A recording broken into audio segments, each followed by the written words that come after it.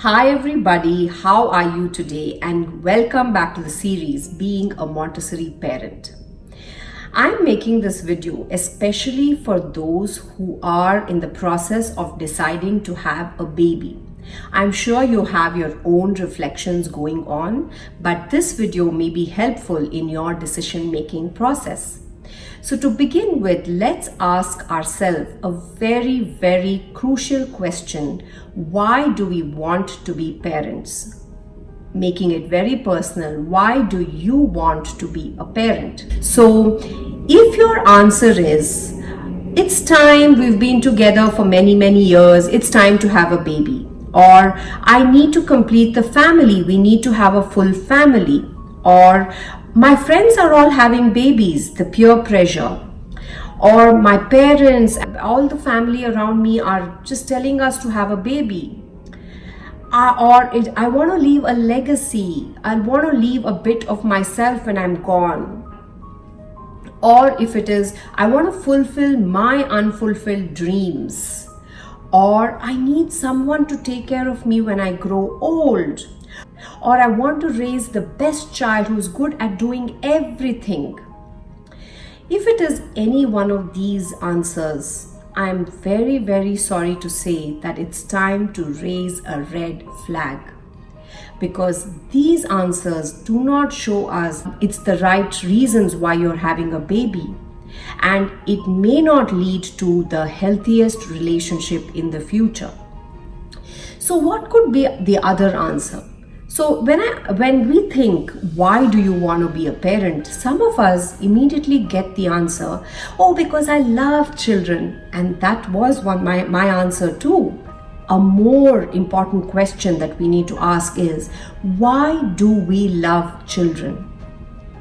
Do you want to be a part of the journey of life for another being? Or are you wanting a child to make you feel something good? Is the question that is at stake. So asking these kind of questions and pondering over it for some time will give you the right reasons to help you make this decision. The answers to these questions and the reflection on these questions will open up the joy of parenting to you, and you will enter it with completely knowing what you are getting into. So let's find out really what is parenting. So Dr. Montessori describes it as a selfless commitment. So any relationship, whether it is a teacher and a child, any relationship between an adult and a child is a selfless commitment. What does that mean? That means there is no place for self-validation, self-approval, or self-gain. There is absolutely no self-gain in this process of parenting. It is a spiritual journey. I can say it's all about only working on yourself, that is ourselves as the parent, to become that spacious, resonating being that is going to share life with this other being. Ram Dass, a spiritual guru, has said in one of his quotes, create a spacious environment that allows the child's karma to do what it does. There's a lot of things that go into this spacious environment. I think that's a beautiful quote to describe parenting. I also think parenting is like a game of limbo. I think the challenges get tougher and tougher.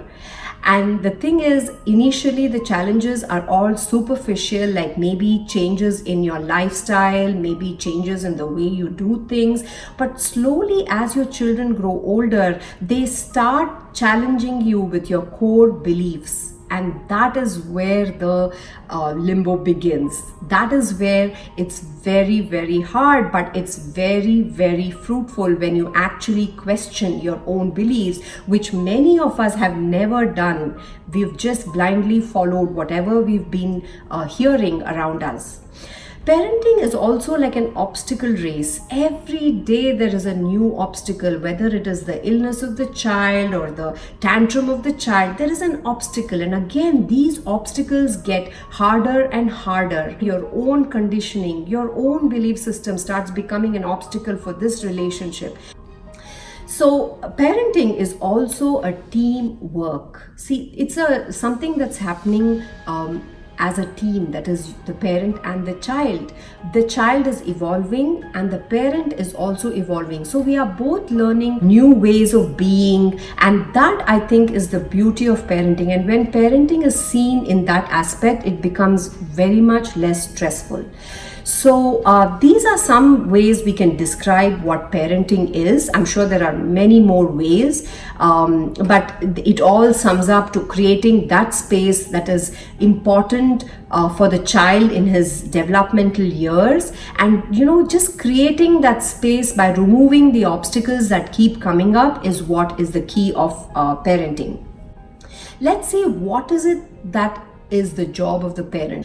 I'm sure every time you're taking up a job, you want to know what is it that's required of you, and that's true for parenting too. So first of all, the job of a parent is to prepare this environment that we've been talking about. It keeps changing with the child's needs, the child's phases of development, and you keep preparing the environment to suit the child's needs. More than the preparation of the environment, I think it's the preparation of the parent, and that is us. What work are we doing on ourselves? We have to be on the process or on the path, so that every time we face that challenge or that obstacle, we know where to go to, and we know that stillness within us, and we get answers from that space of stillness. That's the important part. The next job that you have is to protect the child from biological harm. I think this we all know, and we do a really good job at it.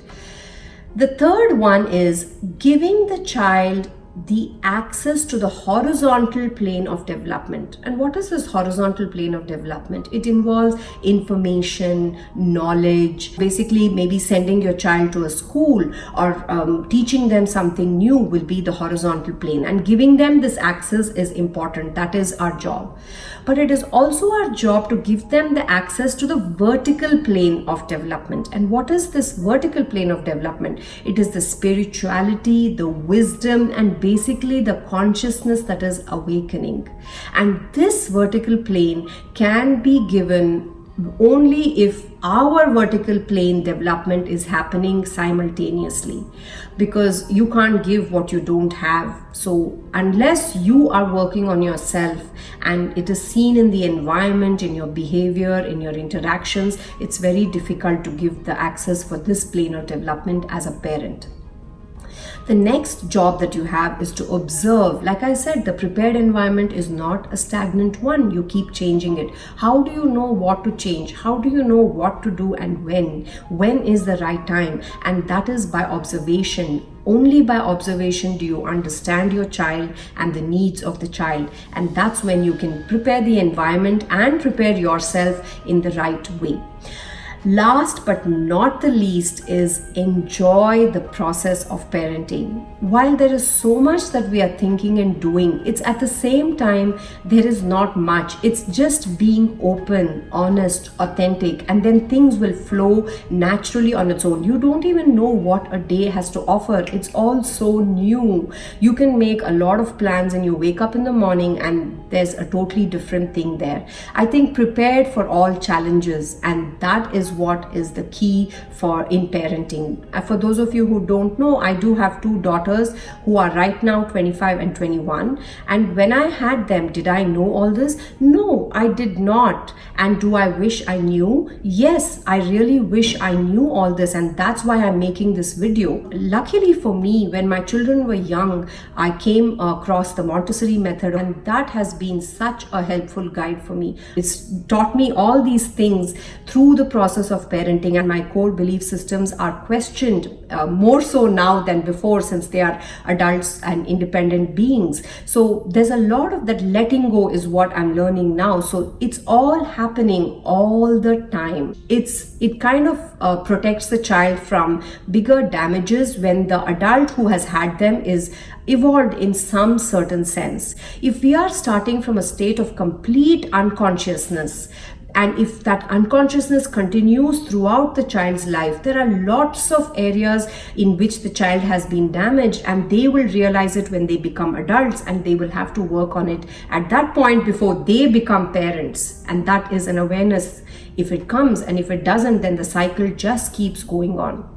So that's why I decided to share what I felt would be very helpful if you knew it before you had a child. The earlier the better. Thank God for the Montessori method that I came across that helped me evolve alongside my children, which is happening even now. I think that working on yourself and being that particular space that Ramdas mentioned, before we can welcome the arrival of this new little being into our lives, is really the best gift that you can give to your child.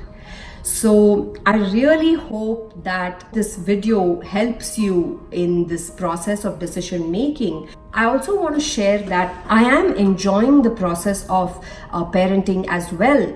As daunting as it is and as difficult as it is sometimes when your deep conditioning and core beliefs are being questioned, at the same time it is very, very satisfying. So I think it's a very nice kind of a platform, if I should say, for our own spiritual growth. I don't think anybody should get into the parenting realm without being conscious and aware of what they are getting into. So think about it and make the right decision. But when you have decided, I can tell you that you will have a wonderful journey.